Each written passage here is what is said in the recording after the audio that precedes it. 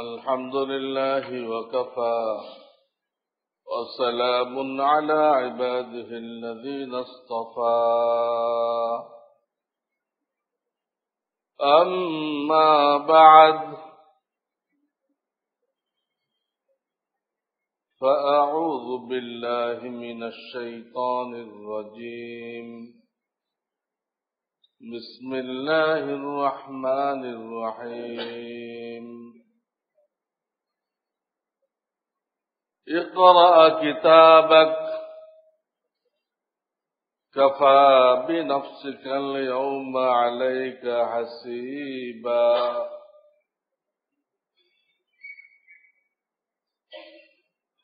وقال عمر رضي الله تعالى عنه حاسبوا أنفسكم قبل أن تحاسبوا أو كما قال বুজুর্গান মুহতারাম, গত জুমায় বলতেছিলাম যে যারা ব্যবসায়ী তারা ব্যবসার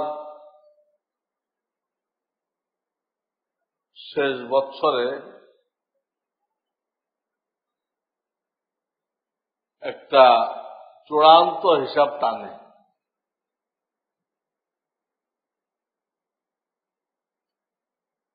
এবং সে দেখে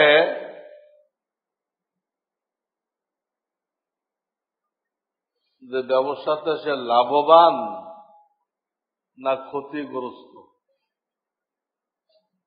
এটা দেখে। লাভবান হলে আল্লাহ শুকর আদায় করে,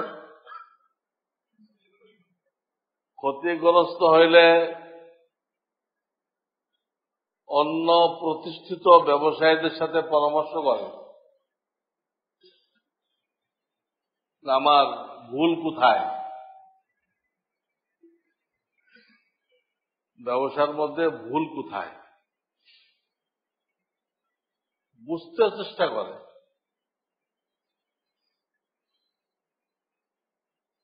এই হলো নিয়ম।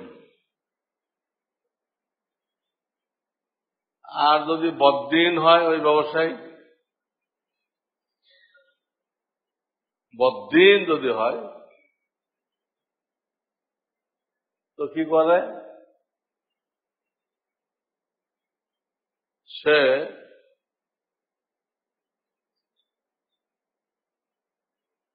ধোঁকাবাজি করে। বদ্দিন লোকেরা ধোঁকাবাজি করে।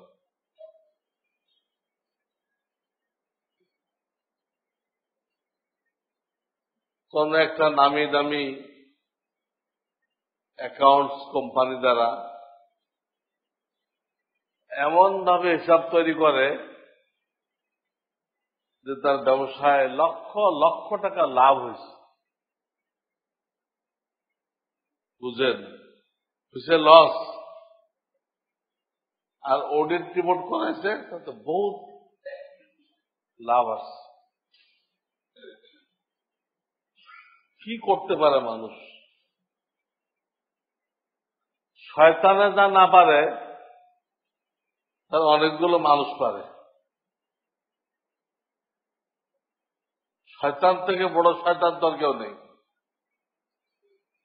কিন্তু শয়তান কোনদিন খোদাই দাবি করে নাই, হে আল্লাহকে চিনে, সম্ভব না। খোদাই দাবি করা সম্ভব না, এত বড় বেকুবি করা সম্ভব না।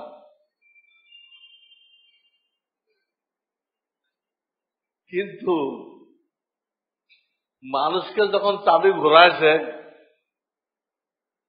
চাবি ঘোরাইলে এই লোকটা শয়তানি করতে করতে এমন এক জায়গায় চলে যায় যে সে খোদাই দাবি করে। ফিরআউন খোদাই দাবি করে নাই, ইবলিস করে নাই, সে আশ্চর্যান্বিত হয়েছে। যে এটা কিভাবে সম্ভবপর হলো। অনেক গুনাহ আছে মানুষ করে, কিন্তু সে নিজেকে খোদা ঘোষণা করবে, এটা কেমন সম্ভব? মানুষ যেমন সমস্ত মাখলুকের ঊর্ধ্বে, সমস্ত মাখলুকের ঊর্ধ্বে, আর একদিক দিয়ে সমস্ত মাখলুকের নিচে। শুকর, কুকুর,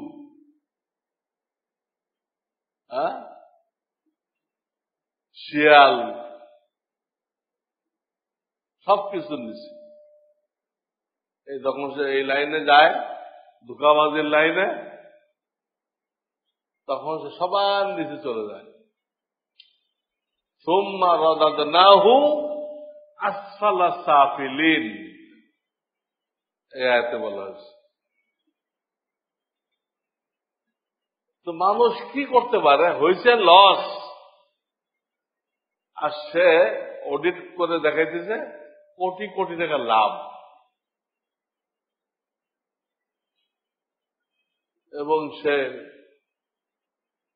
শেয়ার বিক্রি করতে আরম্ভ করছে। লোকেরা যখন দেখতেছে যে এই ব্যবসায় এত কোটি টাকা লাভ হলো, তো কিছু অংশ তো আমারও পাওয়া দরকার, ঝাঁপায় পড়তেছে। এভাবে কয়েক কোটি টাকার শেয়ার বেচতেছে। পরে উধাও হয়ে যেতেছে, হাওয়া হয়ে যেতেছে। এইভাবে কত মানুষ রাস্তায় বসে গেছে এই ধোঁকাবাজদের পাল্লায় পড়ে। তো তারা যায় এই লাইনে, আর যে দিনদার হয় সে ওই লাইনে যায় না, সে পরামর্শ করে আমার লোকসান কেন হলো, কি ভুল ছিল আমার ব্যবসার মধ্যে, কি ভুল ছিল। আজকে বিশ্ব মার্কেট কাফেরদের হাতে, বিশ্ব মার্কেট কাফেরদের হাতে, মুসলমানদের হাতে না। প্রশ্ন হয় যে कुफर तो मिटने वाली चीज है, কাফের আর কুফুর এটা তো ধ্বংস হয়ে যাওয়ার জিনিস। তার আবার বিশ্ব মার্কেটের মালিক হয় কেমনে, উপরে থাকে কিভাবে? আর ইসলাম, মুসলমান, আল ইসলাম ইয়ালু ওয়ালা ইউলা, ইসলাম সবার উপরে মাথা উঁচু করে থাকে, কারণ নিচে না আসে। সেখানে মার্কেট মুসলমানদের হাতে নেই, বিশ্ব মার্কেট কাফেরদের হাতে, বিশ্ব ব্যাংক কাফেরদের হাতে। ব্যাপারটা কি? কুফর তো ধ্বংস হয়ে যেতে হবে, ইসলাম টিকে থাকবে। তাহলে ব্যবসার ক্ষেত্রে উল্টা হলো কেন? কারণ থাকতে হবে।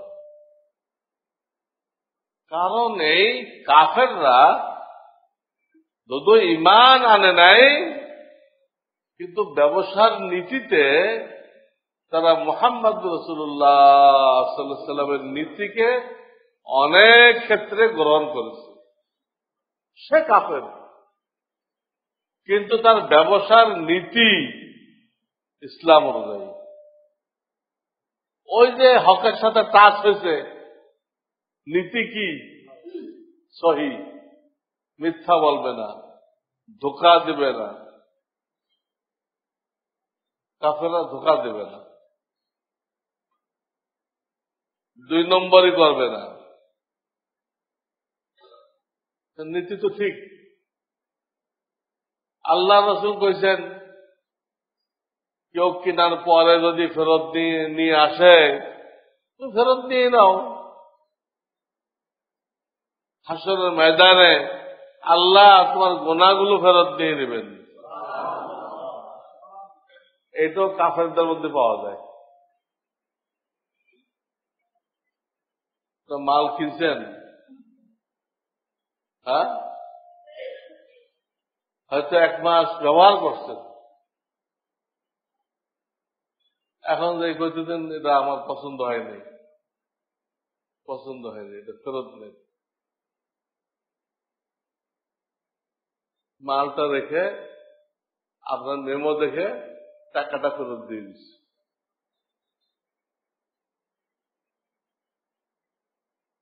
খুললেও দেখতেছে না যেটা কি সে ব্যবহার করলো কিনা,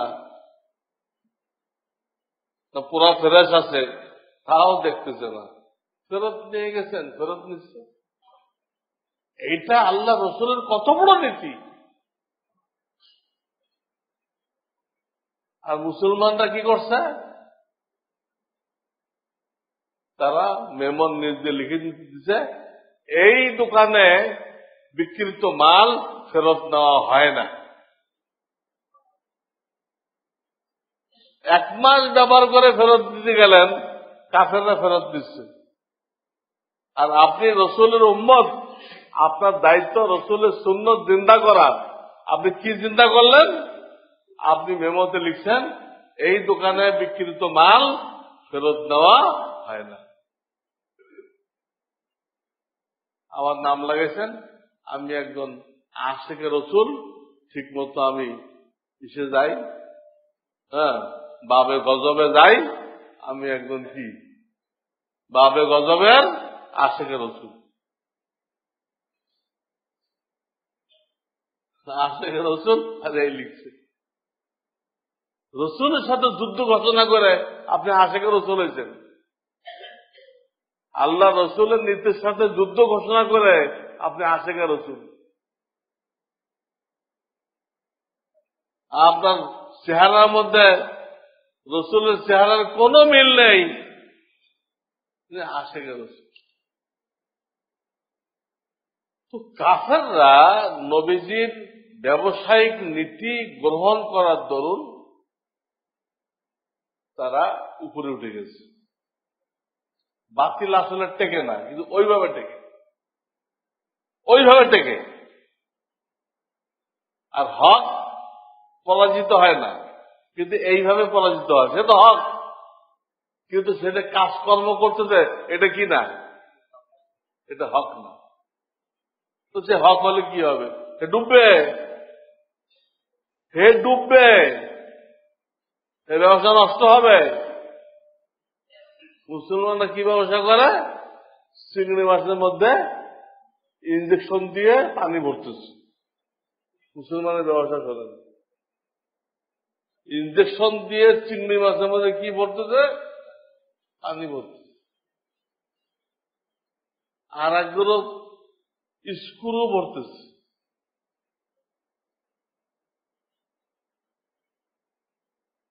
এই ব্যবসার জীবনও চালাইতে পারবে সে? এরকম ধোকাবাজি, ফাঁকিবাজি। হ্যাঁ, গুড় বিক্রি করে, পুরা ঠেলা মাটি দিয়ে ভরছে, উপরে 2 কেজি গুড় দিচ্ছে। যে বেচারারা ইম্পোর্ট করছে তো মাথায় হাত দিয়ে বসে গেছে। পুরা ঠেলা বা ওই যে কলস, মাটি দিয়ে ভরছে, আর উপরে কয়েক কেজি গুড় দিয়ে রাখছে। এই কারণে মুসলমানরা মার খাইতেছে, ব্যবসাতে আউট হয়ে যেতেছে। এই ব্যাখ্যা আমার উদ্দেশ্য না।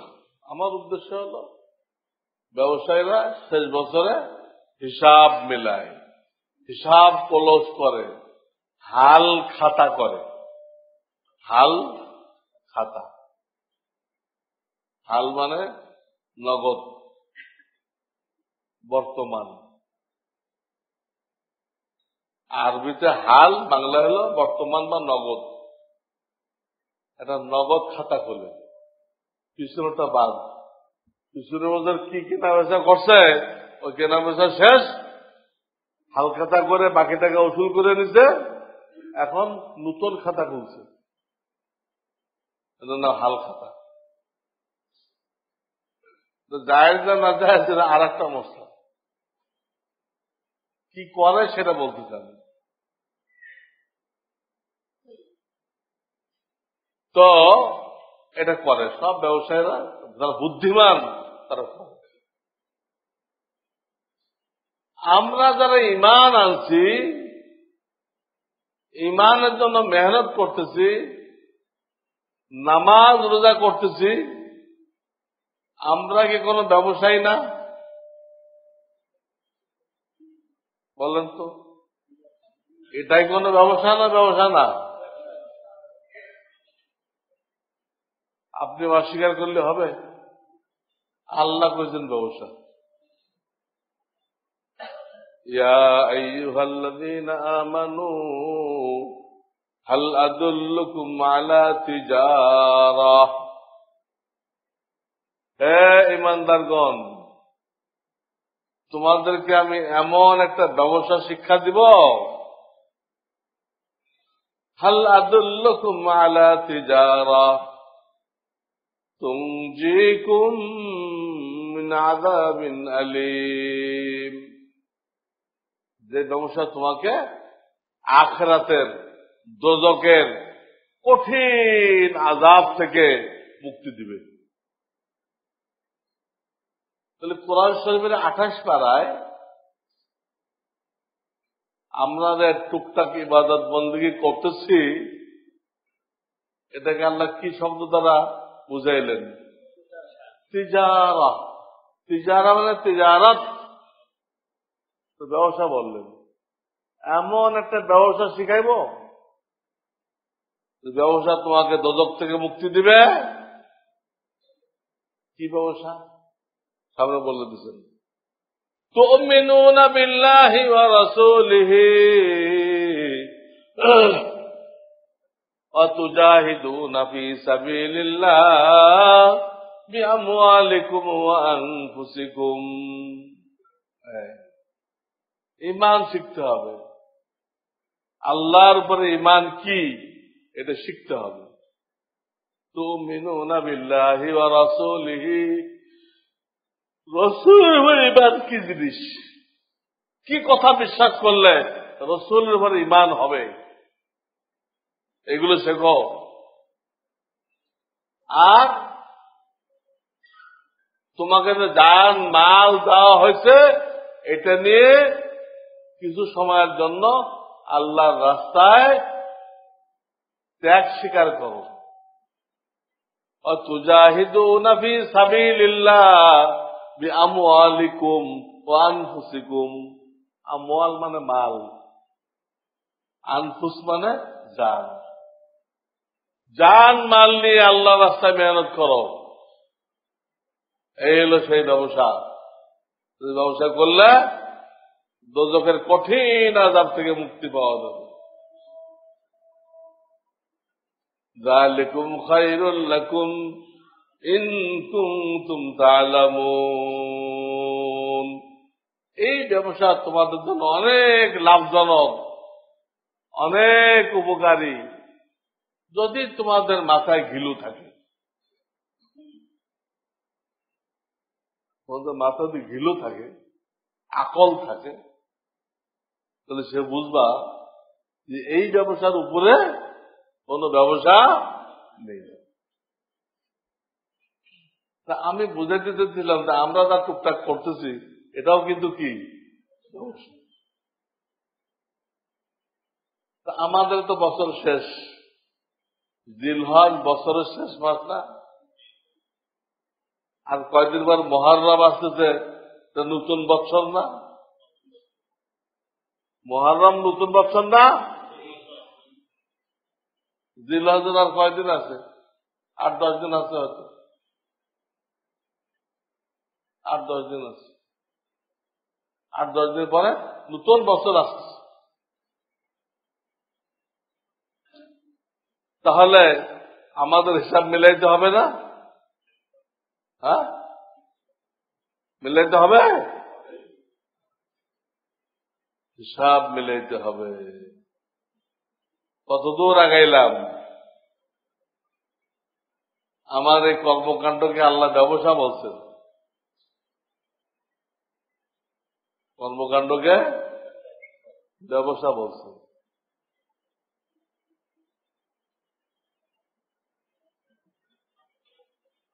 কারণ আমার মেজাজ ব্যবসায়ের মেজাজ হইতে হবে, ইংরেজদের মেজাজ হলে হবে না। ইংরেজদের মেজাজ হলো অফিসার, উনি খালি অর্ডার করতে থাকেন, খালি কি অর্ডার জারি করেন, উনি নিজে কিছু করতে পারেন না, এক গ্লাস পানিও ঢেলে খেতে পারেন না, কেউ দিলে খেতে পারেন।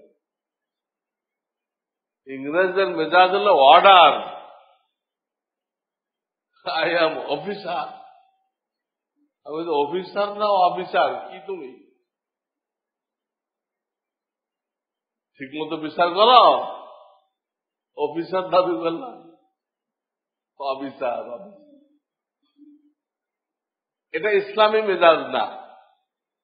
ইসলামী মেজাজ হলো ব্যবসায়ের মেজাজ। ব্যবসায়ের মেজাজ কি এটাও তো বুঝতে হবে। তার দোকানে আপনি গেলেন, কোন ব্যবসায়ী যে ব্যবসা বুঝে, অনেকে বোঝে না, তার কথা আমি বলতেছি না, যে বুঝে, তার দোকানে গেলেন, তো আপনাকে মাল কেনেন আর না কেনেন, চা খাওয়াবো, পান খাওয়াবো, অনেক সময় 7 আপ খাওয়াবো। আপনি 20-30টা কাপড় দেখে একটাও পছন্দ করলেন না, চলে যাচ্ছেন।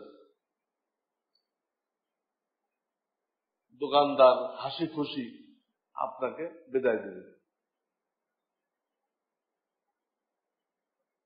দিলে যাই হোক, দিলে হয়তো করার চলতেছে, কিন্তু আপনাকে বুঝতে দেবে না, আপনাকে একদম হাসি খুশি বিদায় দেবে। দেখে আসেন, দেখে আসেন, আমার থেকে যদি কম দামে পারে তো নেবেন সেখান থেকে, তার একই আছে। আমি তো ইনসাফ ভিত্তিক দাম করেছি, ও 10 দোকান ঘুরে আমার কাছে আসতে হবে। আমি যে দাম বলে দিছি, ও ঘুরবে 10টা দোকান, কিন্তু আমার কি করতে হবে, আমার কাছে আসতে হবে। তাই আসলো, আর একদিন আসবে। আমি তো 1 কাপ চা খাওয়াইলাম 5 টাকা দিয়ে, দেখি বেকার, এটা তার কলবে কোনো তাফসির করবে না, করবে? এই হলো ব্যবসায়ী মেজাজ, এই হলো ব্যবসায়ী মেজাজ। আমি কোনো ব্যবসায়ী না, আমি তো কোরআন হাদিস বয়ান করি। এটা যদি আপনারা শেখেন, আপনাদের MBA করা লাগবে না, এই বয়ান দিয়েই ব্যবসা করতে পারবেন। কিসের MBA? পাগল নাকি? মুসলমানদের ধর্মের মধ্যে তো সব আছে, আলাদা MBA করা লাগবে, ব্যবসা শেখা লাগবে? আল্লাহ রসুল কোনটা বাদ রাখছে? অথচ এই লোকটার বাড়ি যদি আপনি সাক্ষাৎ করতে যান, বাড়ি দোকানে না, তো সাক্ষাৎ করতে আপনার 1 সপ্তাহ লাগবে। আজকে যান উনি নেই, কালকে যান উনি ব্যস্ত, পরশু যান উনি চায়না গেছেন, পাইবেন। বাড়িতে দেখা করতে গেলেন মহা কঠিন, পাবেন না।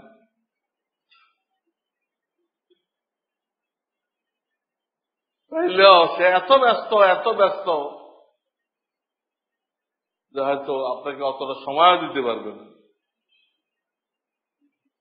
আবার সেই লোক যখন নাকি ব্যবসা প্রতিষ্ঠানে বসতেছে, তো সে একদম মোমের মতো গলে তারপর বসতেছে।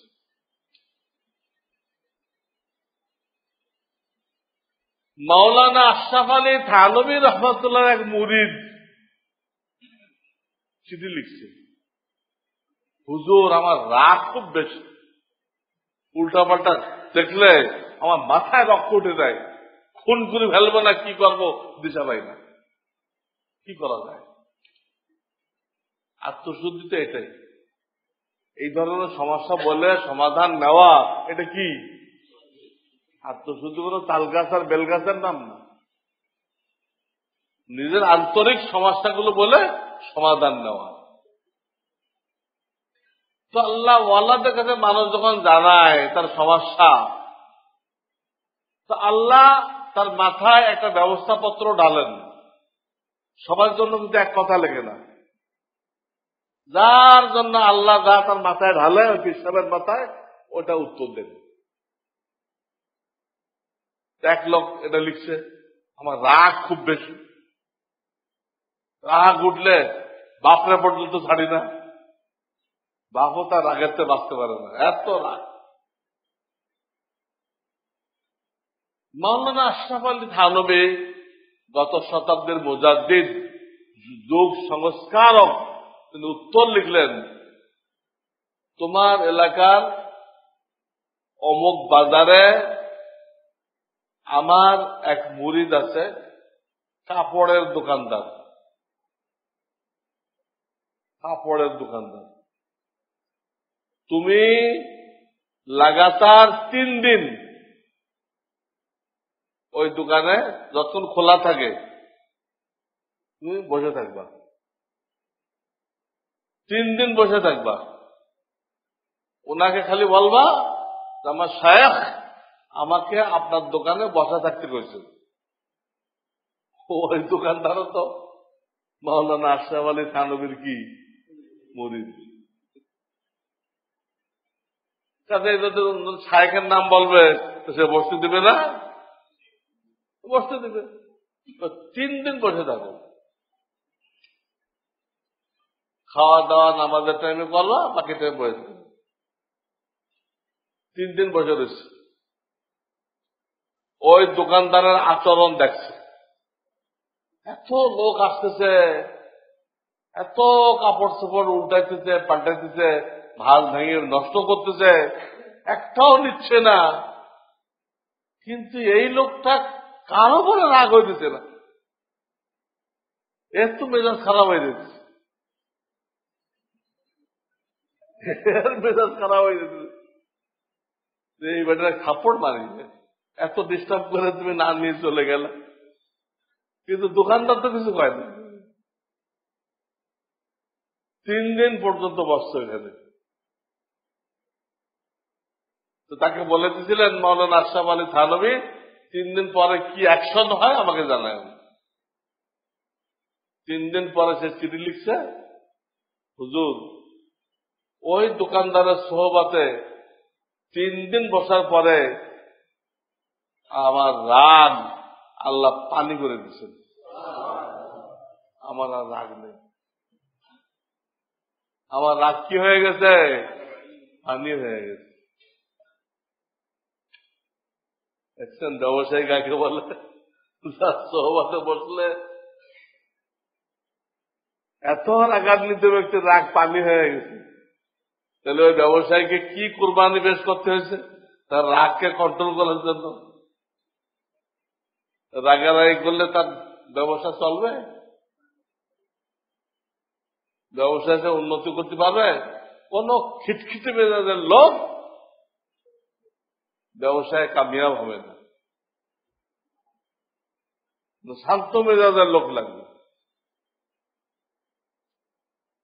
তাহলে যত খরিদ্দার চলে যেতেছে আজকে না নিক, আরেকদিন আসবে তার দোকানে, এবং এক সময় তার দোকানের ভক্ত হয়ে যাবে। না ঘোরাঘুরি করে লাভ কি? ঘুরি তো দেখলামই, ওনার থেকে তো আর জেনুইন দাম তো কেউ করতে পারে না।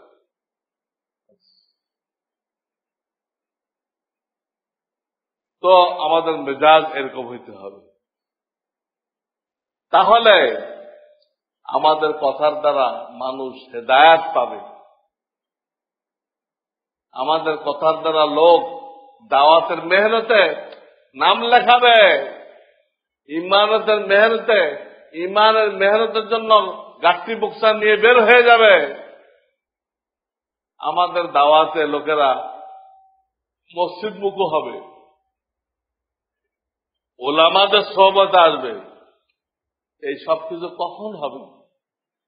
যখন আপনি আমি আমাদের মেজাজকে ওই ব্যবসায়ী মেজাজ বানাইতে পারবো।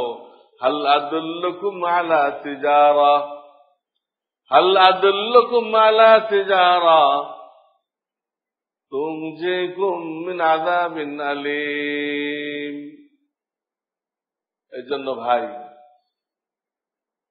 আমরা প্রত্যেক হিসাব নেই ইমানের লাইনে কি উন্নতি হয়েছে, ইবাদতের লাইনে কি উন্নতি হয়েছে, হালাল রিজিকের লাইনে কি উন্নতি হয়েছে, বান্দার হকের লাইনে কি উন্নতি হয়েছে, আত্মশুদ্ধির লাইনে কি উন্নতি হয়েছে।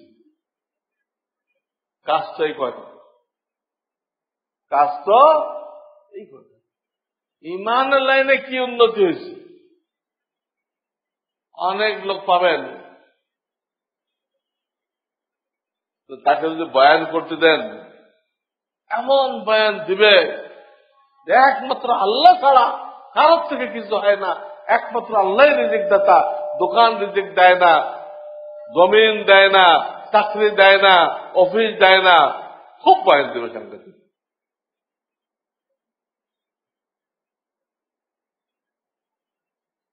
আবার তার কাছে যখন প্রস্তাব নিয়ে গেছেন যে অমুক আলেম সাহেব অমুক মাদ্রাসায় পড়ায়, উনি আপনার মেয়েটা বিয়ে করতে চায়, আপনি কি দিবেন? খবরদার, আলেম মানুষ খাওয়াবে কোথেকে? মাদ্রাসায় পড়ায় কত বেতন? তো তুই কি বয়ান করলা? মসজিদ গরম করে ফেলছো? আল্লাহ থেকে সবকিছু হয়। আর যে আলেম গেছে সে মেয়ে দিবে না, তো কারে দিবা? ডাক্তার ইঞ্জিনিয়ার হলে ঠিক আছে। লয়ে গেছে এক ডাক্তার ইঞ্জিনিয়ার, রাও করে না। ডাক্তার আনলাম তাও তো রাও করলেন না। তো আমি কি এরকম পাগড়িওয়ালা ডাক্তার কইছিলাম নাকি? আমি তো মোটামুটি নামাজ টামাজ পড়ে, এখন তো দাড়ি রাখে নাই, এই টাইপের দিনদার চাইছে আমি।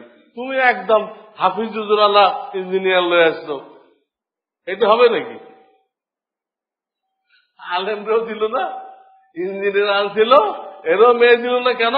ও পাগড়ি আছে, ওর দিনদারের মিটার নাকি বেশি হয়ে গেছে। দিনদারের মিটার কি হয়ে গেছে? বেশি হয়ে গেছে। কি শিখলা? ইমানের লাইনে এই লোকটার কোন উন্নতি হয়েছে? কোন উন্নতি হয়েছে? মসজিদ গরম করে ফেলে, আর মেয়ে বিয়ে দেওয়ার সময় না আলেমরে দিবে, না পাগড়িওয়ালা ইঞ্জিনিয়ারকে দিবে, ছেলেও দিব না মাদ্রাসায়, খাবে কোত্থেকে?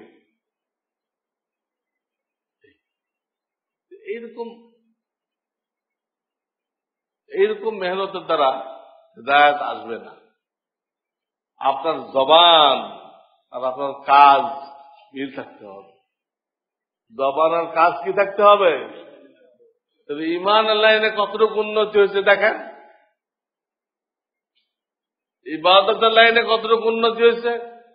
নামাজ পড়লে কি কামিয়াবি হবে? হবে না। আল্লাহ শর্ত লাগাইছেন, قد أفلح المؤمنون الذين هم في صلاتهم خاشعون। ওসব মুমিনরা কামিয়াব যারা নামাজের মধ্যে একাগ্রতা রাখে। যে কোন নামাজের উপরে কামিয়াবি ঘোষণা করা হয় নাই, যে নামাজের দিল হাজির থাকে, একাগ্রতা থাকে, ওই নামাজের উপরে কামিয়াবির ঘোষণা করা হয়েছে। আপনি বুকে হাত দিয়ে দেখেন, আগের থেকে আপনার নামাজের মধ্যে দিল হাজির থাকে কিনা, থাকলে আল্লাহ শুকর আদায় করেন, না থাকলে কোন শায়েখকে কাউকে শায়েখ বানান, মৃত্যু পর্যন্ত মাথার উপরে কাউকে রাখতে হবে। মৃত্যু পর্যন্ত ইবলিস আপনাকে ধোঁকা দিবে, ওই ধোঁকাতে বাঁচার জন্য মাথার উপরে কাউকে রাখতে হবে, কোন মুরব্বী রাখতে হবে। 1 সেকেন্ডের জন্য মুরব্বী হারা হওয়া যাবে না। শায়েখ মরে গেছে, আর এক শায়েখ আনো। আমার শায়েখ বলতেন, ইলেকট্রিক বাতি চলে গেছে, অন্ধকারে বয়ে থাকবা না মোমবাতি জ্বালাইবা? কোন বেকুব কইতে পারে, আরে মোমবাতি জ্বালাই লাভটা কি, এতে কি ইলেকট্রিক বাতির মতো হবে? হবে না। কাজ তো চলবে, কাজ তো চলবে। এই পাংখা চলে গেছে, তো বয়ে থাকবে গরমে, না হাত পাখা জ্বালাইবা?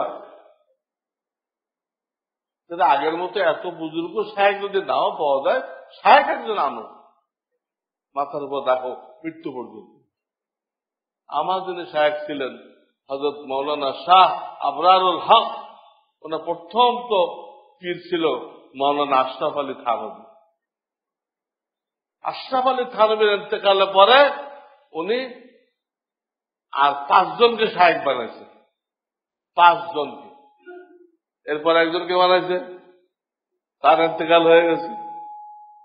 আরেকজনে বানাইছে, তার ইন্তেকাল হয়ে গেছে। বুঝলেন? তো 6 জনকে শায়েখ বানাইছেন। এমনি গত শতাব্দীর, আমাদের এই শতাব্দীর মুজাদ্দিদ হয়েছে। আমার শায়েখটা এই শতাব্দীর মুজাদ্দিদ। আমার শায়েখ বর্তমান শতাব্দীর মুজাদ্দিদ, দিন সংস্কারক। দিনের মধ্যে যত ভুল ভ্রান্তি ছিল সব ধরে দিয়ে গেছে। আমাদের কিসমত যে আমরা ওনাকে দেখছি, ওনার কাছে ছিলাম, এটা আমাদের কিসমত।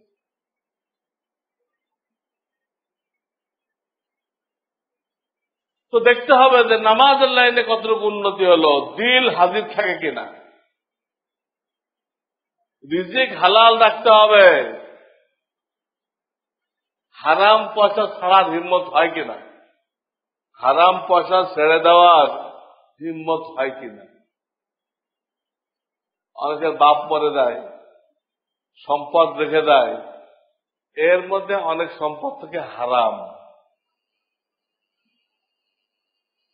ছেলেদের উচিত বাপকে বাঁচানোর জন্য, নিজেদেরকে বাঁচানোর জন্য ওই অংশটা ওর যে মালিক তাকে ফেরাই দেওয়া। মালিক না পাওয়া গেলে মূল মালিককে সব পৌঁছানোর জন্য দান করে দেওয়া। মূল মালিককে সব পৌঁছানো নিয়েছে, কিন্তু কয়জনে করে এটা? বাপের থেকে পাইছি পুরাটাই হালাল, বাপের থেকে পাইছি আমি, এমনি হারাম থাকবে কেন? অথচ সবার বাপ কি হালাল ব্যবসা করে? শেয়ার মার্কেট কি হালাল? হ্যাঁ, কত রকম শেয়ার আছে। লোকেরা খালি একটা দেখে, কারণ আপ ডাউন করে, এক হারে দেয় না। আপ ডাউন করলে হালাল হয়ে গেল। 8টা শর্ত একটা নয় পাওয়া গেছে আপ ডাউন করছে, আর 7টা কই?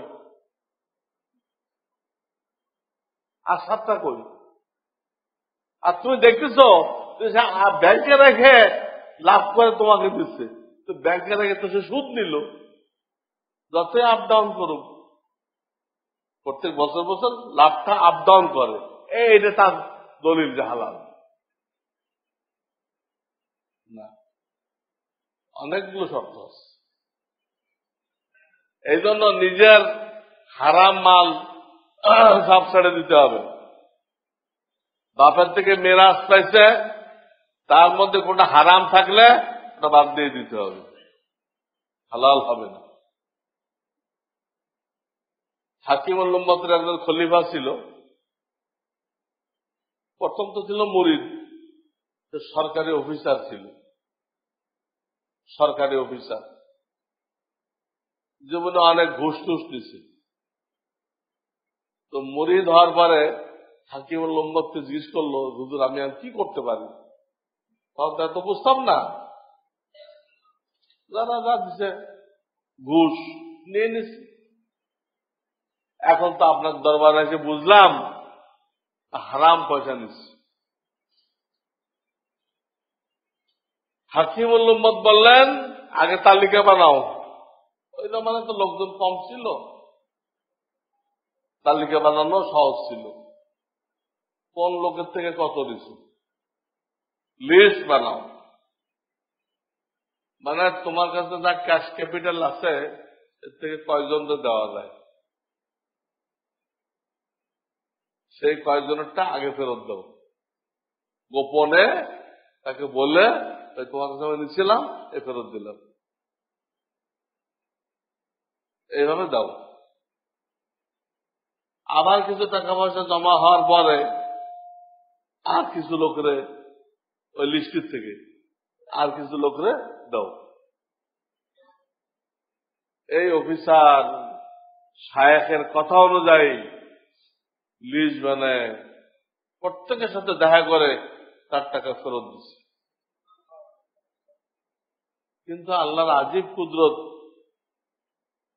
তারা প্রায় সবাই একই জবাব দিছে, প্রায় সবাই একই জবাব দিছে। তো ঠিক আছে, আমি যেটা দিছিলাম এটা আমি ফেরত পাইলাম, কিন্তু এখন আমি আমার অন্তরের খুশি থেকে আপনাকে হাদিয়া করতেছি, আমারটা আমি ফিরিয়ে পাইলাম। আমি যেটা অবৈধ দিছিলাম আমি এটা ফেরত পাইলাম, আমারটা আমার হাতে এসে গেছে, তবে আমি এখন মালিক হয়ে গেছি, আপনাকে এটা হাদিয়া। দুই একজন বাদে দুই একজনের নিচ্ছে আর কি, বাকি সবাই আবার ফেরত দিচ্ছে। ওই টাকা ঘোরাই ফিরে সবার হক আদায় করে দিচ্ছে। এইভাবে হারাম থেকে যখন সে বের হয়ে আসছে, হারাম থেকে যখন বের হয়ে আসছে, তো তার দিল প্রেশান হয়ে গেছে বাইতুল্লাহ জিয়ারত করার জন্য, বাইতুল্লাহ জিয়ারত করার জন্য। এতদিন কিন্তু হজের কথা মনে হয় নাই, কেউ কেউ দাওয়াতও দিছে শুনেও নাই, কেউ কেউ দাওয়াতও দিতে চলেন হজ করে আসি, এটা তো একটা ফরজ, গুরুত্ব দেয়নি। আর এখন হারাম মাল যখন বের হয়ে গেছে তো নিজেই পাগল হয়ে গেছে, বাইতুল্লাহ যাওয়ার জন্য কি হয়ে গেছে, পাগল হয়ে গেছে। তো চিন্তা করলো বাইতুল্লাহ যাব, আমি তো এখন দাড়ি রাখি নাই, দাড়ি ছাড়া আল্লাহ রসুলের কবরে সালাম দিব কেমনে? ওলামাদের মুখে শুনছি দাড়ি ছাড়া লোক যদি রসুলের রওজায় সালাম পেশ করে তো রসুল্লাহ মুখ ঘুরাই নেয়, মুখ আর একদিকে ঘুরাই নেয়। না আমি কেমনে সালাম পেশ করবো?